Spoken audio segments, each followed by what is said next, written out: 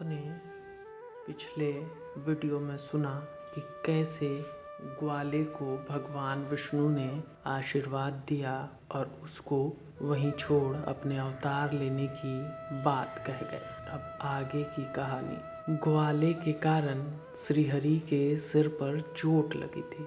वे शेषाद्रि पर घूम घूम कर औषधि की खोज कर रहे थे कि देवलेख से देवगुरु बृहस्पति ने आकर उनसे कहा, आप भक्तों के कल्याण के लिए कितने कष्टों का सामना कर रहे हैं।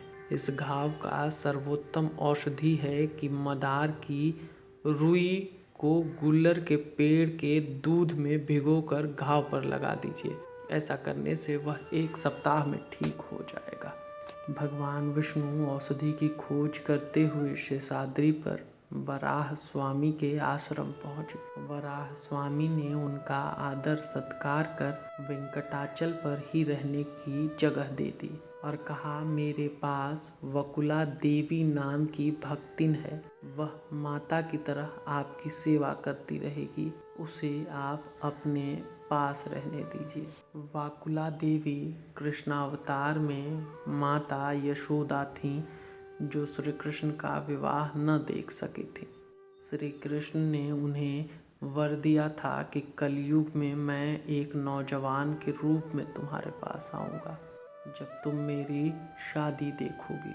वाकुला देवी ने कहा, आज से तुम मेरे पुत्र हो।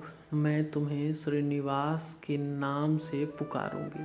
वकुला देवी ने जड़ी बूटी लाकर भगवान श्री निवास के घावों पर लगा दी। वे अच्छे अच्छे फल, कंद, मूल आदि जंगल से लाकर श्रीनिवास जी को खिलाती। चोल राजा के राजा का नाम आकाश राज और उनकी पत्नी का नाम धरनी देवी था। आकाश राज के छोटे भाई का नाम तोड़मान था। दोनों भाइयों की कोई संतान नहीं थी, इसलिए उन्होंने यज्ञ करने के लिए जमीन जोती तो एक स्थान पर हल अटक गया। जब जमीन खोदी तो वहाँ एक सोने का संदूक मिला। संदूक में खोलने पर उसमें सशस्त्र दलों वाला एक कमल और एक लेटी हुई विद्युत के समान दीप्तमान बालिका मिली। उस बालिका को पाकर राजा रानी के हर्ष का कोई ठिकाना न रहा। पद्म में मिलने के कारण ब्राह्मणों ने उसका नाम पद्मावती रखा।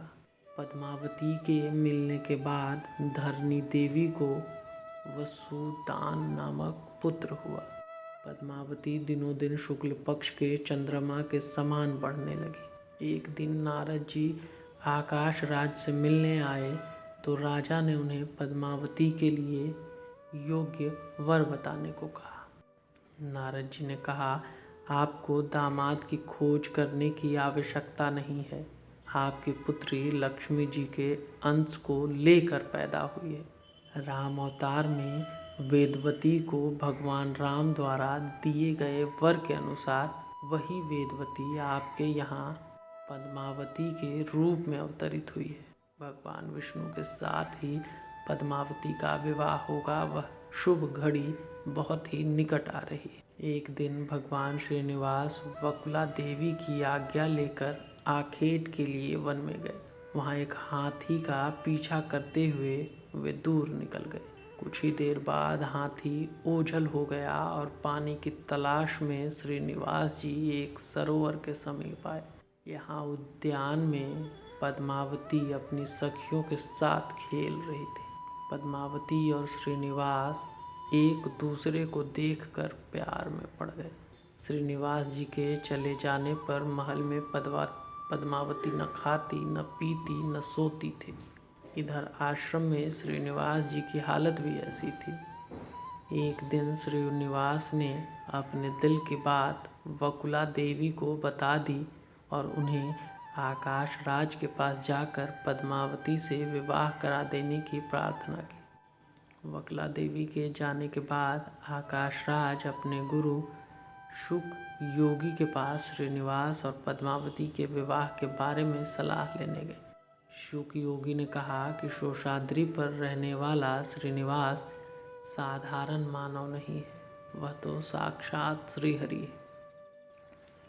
तुम्हारे पूर्व जन्म के पुण्यों के कारण वे तुम्हारे दामाद बनने जा रहे हैं। उन्हीं के दर्शन के लिए हम जैसे लोग कई जन्मों से तपस्या कर रहे हैं। राजा ने तुरंत देवगुरु बृहस्पति को बुलाकर शादी के लिए लग्न पत्रिका लिखवाई। वैशाखी शुक्ल दशमी शुक्रवार को हुआ श्रीनिवास और पद्मावती का विवाह महोत्सव। वैशाखी शुक्ल दशमी शुक्रवार को श्रीनिवास और पद्मावती के कल्याण महोत्सव के लिए आदिशेष, गरुड़, ब्रह्मा, शंकर, नारद, कुबेर आदि सभी देवता आ गए। श्रीनिवास ने नारद जी से कहा, लक्ष्मी मुझे छोड़कर चली गई हैं, इसलिए मैं निर्धन अवस्था में हूँ। आप कृपा करके कोई ऐसा उपाय सोचिए जिससे मैं अपने विवाह के लिए धन जुटा सकूं।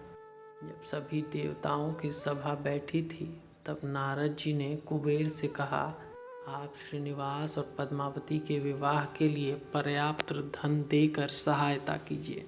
स्वामी उस धन को सूद के साथ चुका देंगे। कुबेर ने तुरंत नारद जी की बात मान ली।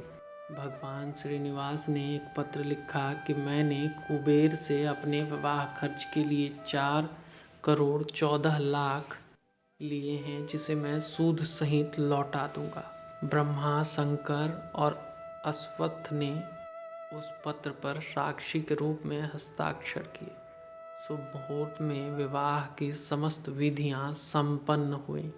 देवताओं में 9 दंपति पर पुष्प वर्षा की ओर महामुनियों ने आशीर्वाद दिया। विदा के समय श्रीनिवास ने आकाश राज से कहा कि आपने मुझे सदा के लिए अपना आभारी बनाया है, अतः कोई वर मांग लीजिए। आकाश राज ने कहा, मुझे यह वर दे दीजिए कि मैं कभी भी आपके नाम स्मरण को न भूलूं। भगवान श्रीनिवास ने कहा, मैं आपको मोक्ष प्रदान करता हूँ।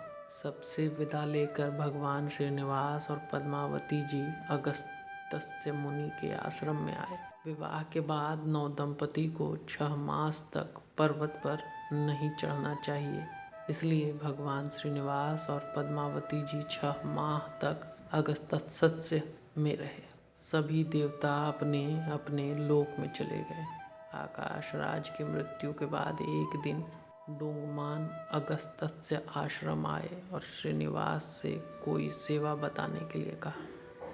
श्रीनिवास ने कहा कि शेषाद्रि पर वराह स्वामी ने जो स्थान मुझे दिया, वहाँ मेरे लिए ऐसा मंदिर का निर्माण कराओ जिसमें लक्ष्मी और पद्मावती के रहने की योग्यता हो। इसमें गोपुर, शिखर, सिंहद्वार, ध्वजा मंडप, धान्यशालाएं, पाकशालाएं, गौशालाएं और फूलों की बावली बनाओ। भगवान की आज्ञा मानकर तोडमान ने शेषाद्रि को दूसरा बैकुंठ बना दिया। शुभ मुहूर्त में श्रीनिवास और पद्मावती जी ने आनंद निलय में प्रवेश किया। उस समय ब्रह्मा जी ने कहा, स्वामी, लोक कल्याण के लिए आप वर दीजिए कि जो भक्त आपके निवास शेषाद्रि पर आएं, उनके पाप दूर हो जाएं। मैं आपकी सन्निधि में 2 अखंड ज्योतियां जलाऊंगा। ये ज्योतिक लोक कल्याण के लिए सदा आपकी सन्निधि में जलती रहेगी।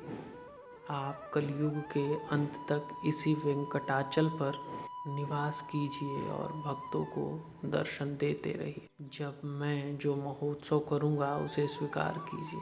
भगवान श्रीनिवास ने ब्रह्मा जी की बात स्वीकार कर ली। उस दिन से उस स्थान का नाम वेंकटाचल हो गया। लक्ष्मी जी और भगवान विष्णु में कलह का कारण नारद जी ही। अब नारद जी लक्ष्मी जी के पास कोल्हापुर पहुँचे और कहा, क्यों आप आनंद धाम बैकुंठ को छोड़कर इन जंगलों में निद्रा और आहार के बिना धूप जाड़ा सहते हुए कब तक तपस्या करती रहेंगी। नारद जी ने उन्हें भगवान श्रीनिवास और देवी पद्मावती के विवाह की बात बताई। यह सुनते ही लक्ष्मी मानो काट मार गया। वो नारद जी सहित वेंकटाचलम पहुँचे। भगवान श्रीनिवास ने अचानक लक्ष्मी जी को देखा तो समझ नहीं पाए यह स्वप्न है या सत्य।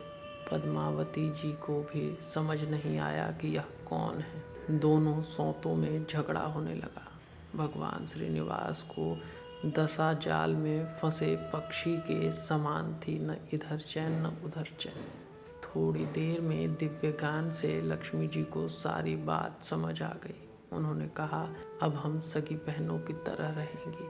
भगवान श्रीनिवास ने लक्ष्मी जी को कुबेर के लिए कर्ज की बात बताई और कहा, कलयुग में तुम मेरे भक्तों को धन संपत्ति प्रदान करती रहो, जिसके लिए वे अनेक पाप करके संपत्तियों में फंस जाएंगे। फिर मैं तुम्हें स्वप्न में उपाय बताऊंगी, जिससे वो मेरी मनौती करके भेंट चढ़ाएं। वह धन मैं कुबेर को सूद के रूप में दे दूंगा। यह तुमको कलयुग के अंत तक करना पड़ेगा, फिर वह बैकुंठ जाकर सुख में रह सकते हैं। तब तक तुम पद्म सरोवर में स्थित रहकर भक्तों की रक्षा करती रहो, किंतु तुम अपने एक स्वरूप से मेरे बाएं वक्षस्थल में रहो। पद्मावती को दक्षिण वक्ष पर रहने दो। भगवान ने लक्ष्मी जी का पद्मावती जी को अपने आलिंगन में लेकर अपने दाएं और बाएं वक्षस्थल में रख लिया। भगवान श्रीहरि जगत के कल्याण के लिए भूलोक आए थे, केवल 2 स्त्रियों की रक्षा के लिए नहीं। इसलिए वे 7 कदम पीछे चले। तभी एक भयंकर ध्वनि हुई और शिलाग्रह में परिवर्तित हो गए। तभी आकाशवाणी हुई, अब से कलयुग के अंत तक वेंकटेश्वर स्वामी के नाम से इस रूप में रहूँगा। अपने भक्तजनों की मनोकामना पूरी करना ही मेरा व्रत है। स्कंद पुराण के अनुसार उस वेंकटाचल निवासी भगवान श्री हरि का 2 घड़ी भी चिंतन करने वाला मनुष्य इनकी 21 पीढ़ियों का उद्धार करके विष्णु लोक में सम्मानित होता है।